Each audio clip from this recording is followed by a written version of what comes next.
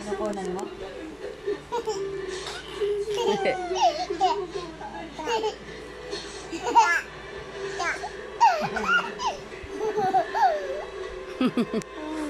Ubos ni Basti. Kiss mo daw. Love, love. Kiss. Love, love.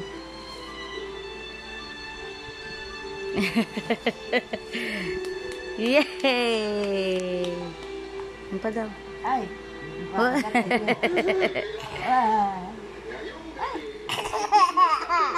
So, ibig sabihin, ayoko magkaroon tayo ng problema sa mga customer at sa mga guest nyo. Yes? Asikasuhin mo sila mabuti. Hindi. Yung ito. So, alam niyo yung mga numbers ninyo and na-rehearse naman na natin yan. Paulit-ulit lang naman tayo. Okay na ba kayo? Yes.